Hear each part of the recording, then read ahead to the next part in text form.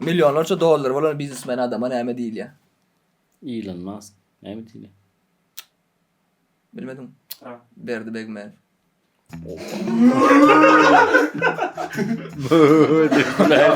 Ya milyon dolar vardır ödeyeceğim. Beni geçen. Och nu har familjen knät och rätt och Big Bad från Karakumski maşini bilen qovurduk iyenni. Näme üçin Karakumski diňe etlerini ýe? Yağı yanan mı? Ha? Yağı yaptırsan şunu. Yo, yağı maşini ýe.